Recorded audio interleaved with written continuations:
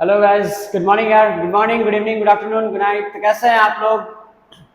आज हमारे 75 hard day challenge का 29 डे है, 29वां लेक्चर होगा आज हमारा लेक्चर होगा कोऑर्डिनेट ज्योमेट्री का और ये होगा तीसरा लेक्चर।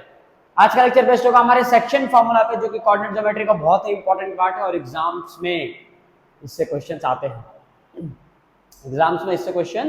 आते हैं सर, ठीक है।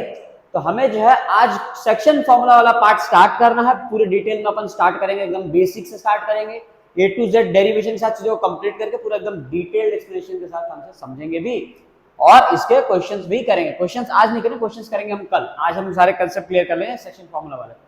मतलब इन शॉर्ट ये 7.2 सॉल्व करने से, अगर आप बैठ रहे हो 7.2 सॉल्व करने से पहले ये लेक्चर आपके लिए बहुत बहुत बहुत इंपॉर्टेंट होगा। हाँ, इस लेक्चर के अंदर वो सारी चीजें कवर कर दूंगा मैं जो आपके 7.2 के अंदर पूछी गई है आपसे, ठीक। ऑलमोस्ट सारी चीजें डन सर।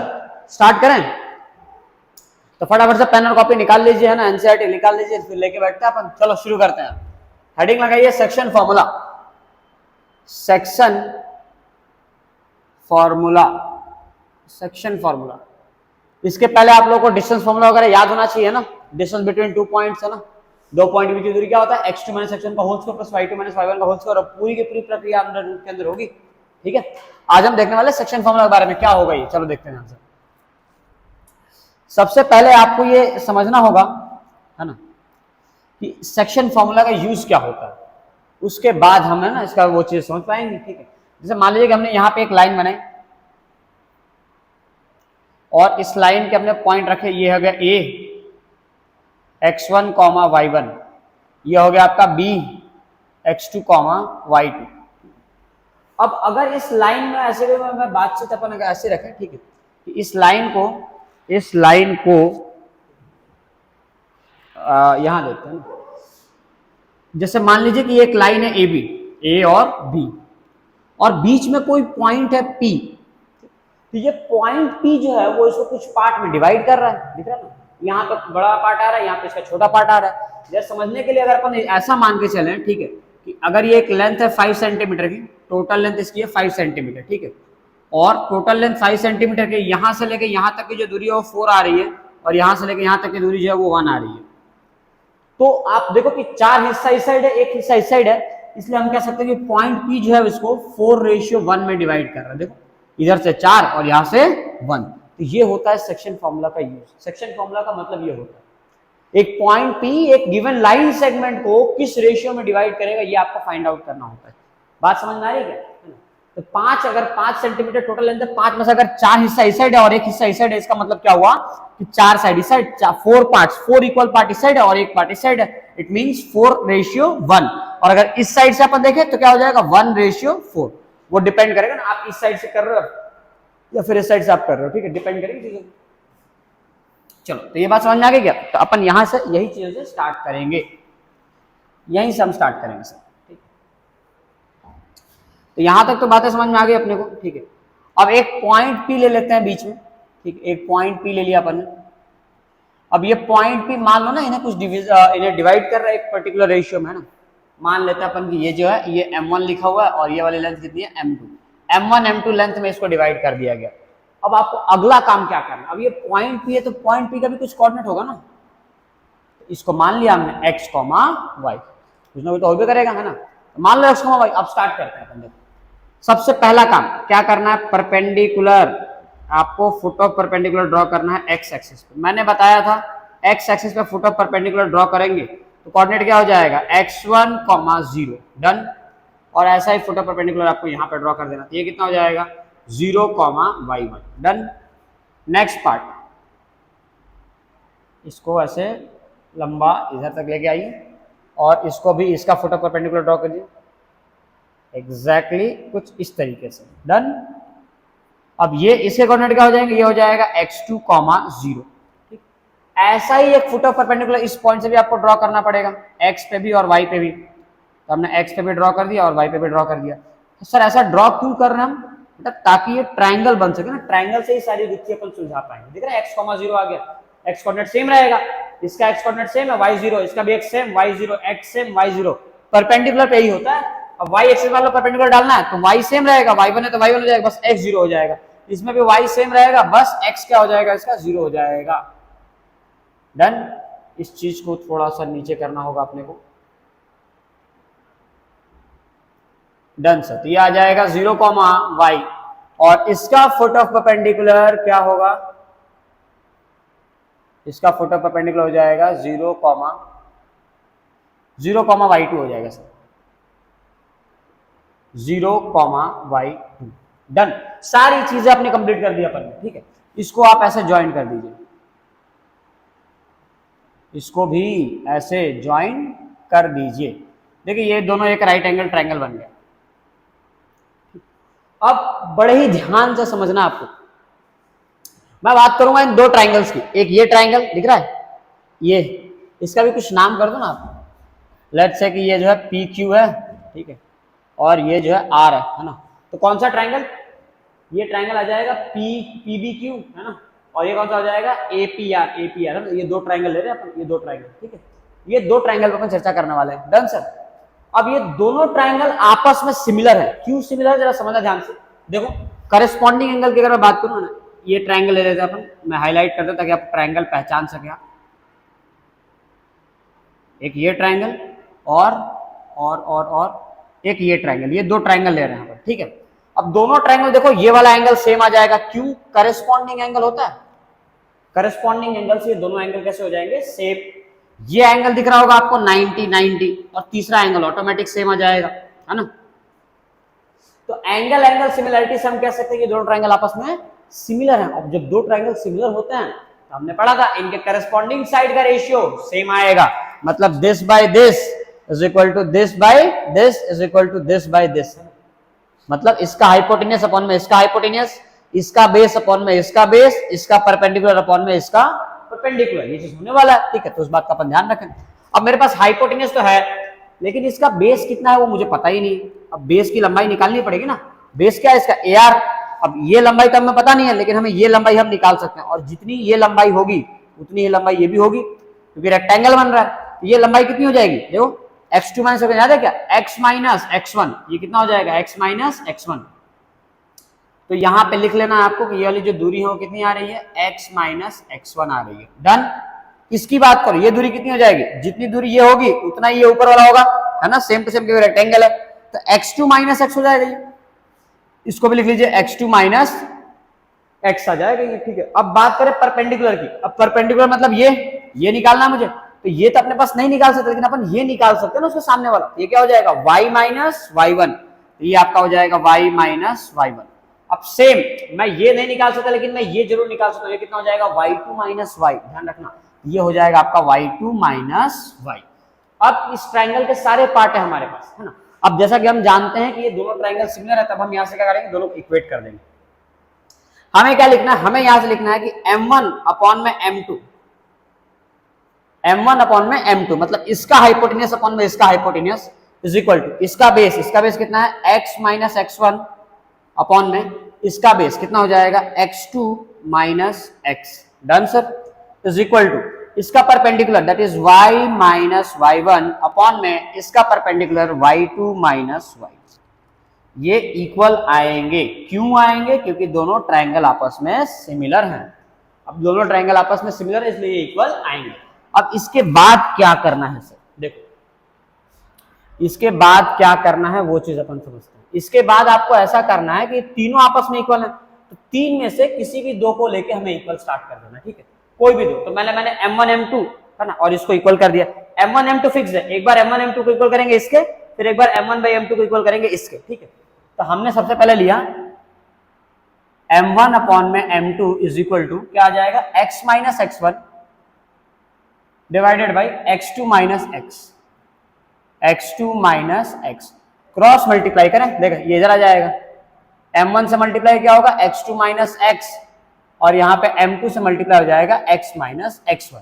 कर दो मल्टीप्लाई, क्या हो जाएगा ये m1 x2 minus m1 x1, m1 x is equal to m2 x और m2 x1। अब ध्यान से देखना, जितने भी ये 1 2 वाले है ना, 1 2 जिसमें 1 और 2 लिखा हुआ उनको एक साइड कर दो, और जो केवल x है जिसमें 1 और 2 नहीं है उनको एक साइड लेके आ जाओ। तो इसको मैं इस साइड लेके आ रहा हूं, ठीक है। ये कितना हो गया, m1 x2 तो पहले से था, यहाँ पे ये माइनस की तरह क्या हो जाएगा, प्लस प्लस क्या हो जाएगा m2 x1 और इज इक्वल टू इधर क्या था m2x और ये माइनस m1x उधर क्या क्या आ जाएंगे प्लस m1x। अब ध्यान से आप देखें तो ये लिखा हुआ है m1x2 प्लस m2x1 और दोनों में से अगर मैं x कॉमन ले लूं तो क्या बचेगा m1 प्लस m2। अब इसको डिवाइड नीचे लेके आ जाइए तो ये आपका अल्टीमेट फॉर्मूला बन गया m1x2 प्लस m2x1 अपॉन में m1 प्लस m2 और ये हो गया तुम्हारा x का फॉर्मूला। x कोऑर्डिनेट मतलब ये जो x कोऑर्डिनेट है ये x, इसके लिए आपको ये फॉर्मूला लगाना पड़ेगा। ये बहुत ही आसान है, बस दिखने में खतरनाक, मतलब दिखने में आपको बहुत डेंजर दिख रहा होगा ना, लेकिन ये बहुत आसान है। कैसे? सिमिलैरिटी ना, सिमिलैरिटी मतलब आप देख सकते हो पैटर्न देख सकते हो ना, देखो 1 2 2 1 दिख रहा है 1 2 2 1 1 2 2 1 आपको ऐसे रखना m1x2 प्लस m2x2 याद रहेगा आपको। जैसे आपने ये किया है उसी सेम पैटर्न में आप अगर y को भी इक्वेट कर दे यानी m1 अपॉन में m2 और इक्वल में कर दे ये y वाला y minus y1 divided by y2 minus y है ना y2 minus y। Again same करें क्या हो जाएगा m1 को मल्टीप्लाई करेंगे y2 माइनस y से और इज इक्वल टू m2 यहां मल्टीप्लाई हो जाएगा y माइनस y1 से। मल्टीप्लाई करते ही आ जाएगा m1 y2 minus m1 y is equal to m2 y और m2 into y1 m2 y1 है ना। अब अगला स्टेप क्या करना है, जैसे मैंने उसमें अपन ने करा था है ना 1 और 2 को एक साथ कर देंगे, ये 2 है ये 1 है, इनको एक साथ कर दो तो ये आ गया यहाँ से m1 y2 और माइनस हो जाएगा क्या हो जाएगा प्लस m2 y1 और ये m2 y यहाँ पे था और माइनस m1 y को चले गया क्या हो जाएगा प्लस m1 y। हम इनको एक साइड क्यों लेंगे क्योंकि ये केवल y है, दिख रहा है ये y है और ये y1 y2 था तो y1 y2 को एक साइड और केवल जो y है उनको एक साइड कर दिया। यहां से y कॉमन लेना क्या बचेगा आपके पास m1 y2 plus m2 y1 is equal to y आ गया कॉमन बचेगा m1 प्लस m2। अब इसको नीचे लाकर डिवाइड करेंगे तो m1 y2 plus m2 y1 upon में m1 plus m2 is equal to y और ये हो गया आपका y कोऑर्डिनेट का फॉर्मूला। मतलब सर इससे ये फॉर्मूला लगाने से हमें ये x और y मिलेगा। हाँ बिल्कुल ये x और y मिलेगा। किस किस टाइप के सवाल आएंगे तो ध्यान से समझिए। दो टाइप के सवाल आते हैं, पहले टाइप 1 की बात करते हैं है ना। फर्स्ट टाइप पहले टाइप के सवाल में देखो ये आएगा, देखो दोनों ही सिचुएशन में तुम्हें a और b दिया होगा, ये दिया होगा तुम्हें x1 y1 और ये भी तुम्हें दिया होगा x2 y2, ये दोनों तुम्हें दिए होंगे ठीक। दोनों ही केस में ये तुम्हें, और मान लो सेकंड टाइप बता देता हूं तुम्हें, सेकंड टाइप इस वाले टाइप में भी तुम्हें सेम a और b के पॉइंट्स यानी a भी तुम्हें दिया होगा x1 y1 ये गिवन होगा क्वेश्चन में ही ठीक है ध्यान से, और पॉइंट भी हो जाएगा x2 y2 ये तो ऑलरेडी गिवन है। निकालना क्या है, पहले वाले केस में मान लो अगर बीच में पॉइंट p है तो तुम्हें इसमें रेशियो दिया होगा कि रेशियो m1 m2 है, मतलब बोल देंगे 2:3 है 3:5 है, दिया होगा रेशियो गिवन होगा। तो रेशियो गिवन है तो सब निकालना क्या है, निकालना होगा तुम्हें ये x और y, तुम्हें निकालना होगा ये x और y। ये x निकालने के लिए ये फॉर्मूला लगाओगे और ये y निकालने के लिए तुम ये फॉर्मूला लगाओगे, बस आ गया तुम्हारा x, आसान रहेगा। ये गिवन है ये गिवन है, देखो m1 m2 गिवन रहेगा, x1 y1 x2 y2 given रहेगा, तुम्हें x निकालने के लिए ये फॉर्मूला लगाना है और y निकालने के लिए ये फॉर्मूला लगाना है। पहला टाइप आपको क्लियर हो जाएगा। टाइप 2 के अंदर क्या होगा, आपको वही पॉइंट p रहेगा है ना, वही पॉइंट p रहेगा। इस बार आपको क्या होगा, नीचे के पॉइंट दिए रहेंगे, कोऑर्डिनेट दिए रहेंगे, x और y गिवन होगा। अब देखो ध्यान से, दोनों गिवन नहीं, दोनों में से कोई एक गिवन होगा, या तो x या तो y, दोनों गिवन हो तब भी कोई दिक्कत नहीं है। x भी दिया होगा y भी दिया होगा तब भी कोई दिक्कत नहीं है, लेकिन अगर सिर्फ x दिया है तो आपका काम होगा, हाँ हो जाएगा।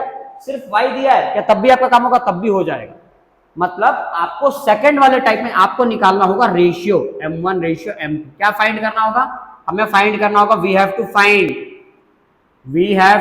Find ratio. आपको रेशियो निकालना होगा और रेशियो निकालने के लिए आपको इन दोनों पॉइंट की जरूरत नहीं है, दोनों में से कोई भी एक काफी है, या तो x काफी है या तो y काफी है, दोनों में से कोई भी एक आपको मिल जाए आपका काम हो जाएगा, डन। यही टाइप 1 होगा, यही आपका टाइप 2 होगा, दूसरा और कोई सवाल नहीं आएगा सेक्शन फॉर्मूला से। अब इसके अंदर एक और कंसेप्ट आता है ट्राइसेक्शन। अब ये ट्राइसेक्शन क्या होता है, देखो ध्यान से। ट्राइसेक्शन से पहले तो अपने को एक काम करें, ट्राइसेक्शन बाद में पढ़ेंगे, पहले मिड पॉइंट फॉर्मूला अपने को पढ़ना होगा। देखो पहले मिड पॉइंट फॉर्मूला पढ़ लेते हैं। Mid point formula. अब ये क्या होता है, मिड पॉइंट फॉर्मूला क्या होता है? देखो मिड पॉइंट फॉर्मूला क्या होता है, अगर मान लो यहां पे इक्वल इक्वल पार्ट में जैसे 4 सेंटीमीटर का है तो इधर भी 2 इधर भी 2, तो 2/2 कट के कितना हो जाएगा, 1/1 हो जाएगा। ये बात समझ में आ रही क्या? समझो अगर 4 सेंटीमीटर का है, मान लो 10 का ही है, तो 5 इधर और 5 इधर, तो 5/5 करेंगे कितना आ जाएगा, 1/1 आ जाएगा। ये सेम सेम मिड पॉइंट मतलब क्या हुआ कि इधर भी सेम और इधर भी सेम, और same number by same number 1 आ जाएगा, 1/1 है ना। तो मान लो तुम्हें ए दिया है और बी दिया है, सेम कोऑर्डिनेट x1y1 और x2y2, डन। और ये क्या हो जाएगा, x2, y2। अब ऐसे में अगर आप इस पॉइंट P का x और y निकालना चाहते हैं तो देखो क्या होगा, आप x के लिए फॉर्मूला लगाएंगे m1 x2 plus m2 x1 upon में m1 प्लस m2। अब x की जगह पे देखो m1 क्या है, 1, मतलब आपको कुछ मल्टीप्लाई नहीं किया, केवल आ जाएगा x2, और m2 कितना है, ये भी 1 है, इसमें भी कुछ मल्टीप्लाई नहीं किया, क्या आ जाएगा, केवल x1, और अपॉन में क्या आ जाएगा, 1 + 1 है ना, 1 + 1 आ जाएगा 2। ये तो बहुत आसान था, x2 + x1 है ना। और इसी चीज को अपन रीअरेंज करके x = क्या लिख देंगे, x1 + x2 अपॉन में 2। मतलब अगर आपको किसी भी लाइन का मिड पॉइंट निकालना है तो दोनों के x को जोड़िए और डिवाइड बाय 2 कीजिए, आपको मिड पॉइंट मिल जाएगा। क्या y में भी सेम ऐसा होगा? एग्जैक्टली y में भी सेम ऐसा होगा, y = m1y2 + m2y1 अपॉन में m1 + m2। अब क्या करना है आपको, देखो m1 की वैल्यू तो 1 आ जाएगी तो केवल y2 बचा, और m2 की वैल्यू भी 1 आ जाएगी तो 1 × y1 केवल y1 बचेगा, और अपॉन में 1 + 1 नीचे 2 आ जाएगा, और अगेन रीअरेंज करो तो y1 + y2 अपॉन में 2। इसका मतलब किसी भी लाइन का अगर मिड पॉइंट निकालना है, मिड पॉइंट के कोऑर्डिनेट निकालने हैं, x कोऑर्डिनेट निकालने के लिए दोनों के x1 x2 को ऐड करो, डिवाइड बाय 2 करो, और y निकालने के लिए दोनों के y को ऐड करो और डिवाइड बाय 2 कर देना, मिड पॉइंट मिल जाएगा। ये होता है आपका मिड पॉइंट फॉर्मूला। इस पे जो है सर्कल वाले सवाल आते हैं, ध्यान से देखना है ना। मान लो सर्कल बहुत ही पॉपुलर सवाल है, मान लो तुम्हें बोल दे कि ये इसका जो है ओरिजिन, सेंटर जो है ओरिजिन है ना, और इस साइड तुम्हें बता दे कि ये 2,3 है, तो तुमसे पूछेंगे तुम बताओ ये कितना होगा। बहुत आसान है, ये 2,3 है तो ये -2,-3 हो जाएगा। एग्जैक्ट साइन चेंज, प्लस है तो माइनस, माइनस है तो प्लस। ये इस टाइप के सवाल आते हैं, बोर्ड एग्जाम में सवाल ऐसे आते हैं कि सर्कल का सेंटर अगर ओरिजिन है, ओ सेंटर जो है ओरिजिन है और ये 2,3 है तो बताओ उस साइड कितना हो जाएगा। तुम्हें बस देख के बताना होगा, ये सारे ट्रिक्स वगैरह मैं बताऊंगा, है ना, अपन डिस्कशन करेंगे। चलो इसके अलावा और कोई कंसेप्ट रह जाता है क्या? हाँ बिल्कुल रह जाता है। इसके अलावा आपको जो है एक लास्ट कंसेप्ट रहेगा, वो आपका बाकी रह जाता है, वो कंसेप्ट कवर करके आपका लेक्चर खत्म। तो सर क्या है हमारा वो आखिरी कंसेप्ट? देखिए आखिरी कंसेप्ट आता है ट्राइसेक्शन और फोर सेक्शन। ट्राइसेक्शन क्या होता है? अब इसी सवालों में ना आपको देखने के लिए मिलेगा कि एक लाइन है जो जिसमें हमें पॉइंट ऑफ ट्राइसेक्शन निकालना है। एक लाइन है जिसे पॉइंट ऑफ ट्राइसेक्शन निकालना। ट्राइसेक्शन मतलब क्या हुआ? 3 इक्वल पार्ट। याद है बाइसेक्ट मतलब होता है 2 इक्वल पार्ट में डिवाइड करना, ट्राइसेक्ट मतलब होता है कि 3 इक्वल पार्ट में डिवाइड करना। अब ये कैसे करेंगे सर? देखो 3 इक्वल पार्ट में, देखो ए और बी तो तुम्हें गिवन होगा, है ना, ये तुम्हें गिवन होगा कि x1, y1 डन, और ये तुम्हें गिवन होगा x2, y2, ये तो गिवन होगा। अब करना क्या है, जैसे मान लो कि ये a है और ये b है और तुम्हें बीच में p और q दिया, तो ये तुम्हें निकालना है, इसके कोऑर्डिनेट निकालना है। तो इसमें तो बस ट्राइसेक्शन बोल दिया सर, रेशियो दिया होगा तब हम कोऑर्डिनेट निकाल पाएंगे। बात सही है, बिना रेशियो के तुम ये कोऑर्डिनेट नहीं निकाल सकते, रेशियो तुम्हें खुद सोचना पड़ेगा। जरा समझना, ट्राइसेक्शन मतलब क्या हुआ? 3 इक्वल पार्ट में डिवाइड हुआ, है ना, और 3 में से अगर मैं इस साइड से आगे बढ़ूं, इधर कितना हिस्सा आ रहा है? सिर्फ 1, और इधर कितना आ रहा है? 1 और 1 2, मतलब इसका रेशियो मुझे खुद मानना पड़ेगा 1:2। तो ट्राइसेक्शन में ध्यान रखना, पहले वाले पॉइंट पे इस साइड से 1, इधर से 2, तो 1:2 आ जाएगा। दूसरे पॉइंट का रेशियो कैसे निकालेंगे? देखो इस साइड से कितना है? 1 और 2, तो ये हो जाएगा 2:1। ये होता है ट्राइसेक्शन का कंसेप्ट। आपको रेशियो मिल गया, अब आप इसको इजीली निकाल सकते हो।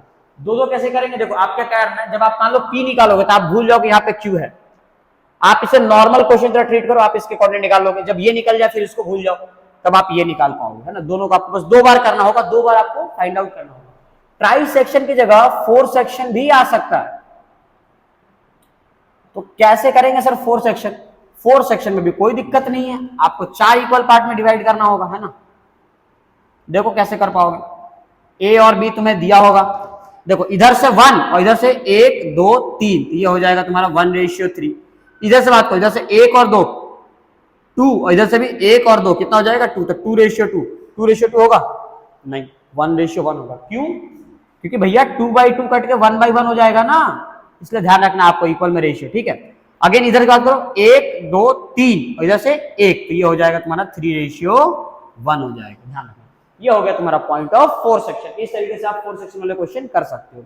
एक और बहुत ही पॉपुलर सवाल आएगा आपको, पैरेललोग्राम के ऊपर बेस्ड रहेगा, कि मान लो तुम्हें पैरेललोग्राम के चारों कोऑर्डिनेट दे देंगे और तुम्हें बोलेंगे इसमें से कोई एक आध गायब कर देंगे ना, ठीक है, और तुम्हें बोला जाएगा कि तुम बताओ जो गायब पॉइंट है ना, जो एक्स है वाई है, उसे निकालना होगा, ठीक है। इस टाइप के सवाल आएंगे। ये मिड पॉइंट से सवाल होता है। क्या करना होगा आपको, यहां से आप मिड पॉइंट निकालो, है ना, तो इसका मिड पॉइंट कुछ ना कुछ आएगा, और सेम वही मिड पॉइंट यहां से भी आ जाएगा, दोनों पॉइंट सेम होंगे, फिर दोनों को इक्वल कर दोगे, आपका आंसर आ जाएगा, ठीक है। इस टाइप के भी सवाल आपके बुक में दिए हुए हैं। हालांकि ये सारे सवाल तो हम नेक्स्ट लेक्चर में देखने ही वाले हैं। Done sir. तो जैसा कि हमने कहा था आज के सवाल में अपन सारे जो है कंसेप्ट कवर कर लेंगे, तो हमने 7.2 के सारे कंसेप्ट कवर कर लिए। नेक्स्ट लेक्चर में हम तो डे 30 का जो हमारा लेक्चर होगा, उस लेक्चर में हम 7.2 के क्वेश्चंस करेंगे, और 31st लेक्चर में इसके प्रीवियस ईयर क्वेश्चंस और इंपॉर्टेंट क्वेश्चंस करके चैप्टर को हम एंड करेंगे। Clear sir? तो चलिए इसी के साथ अपन मिलते हैं नेक्स्ट लेक्चर में ना। टिल दैट आप इसका नोट्स बनाए, पढ़ाई करते हैं और मिलते हैं अपन, ना चलो बाय।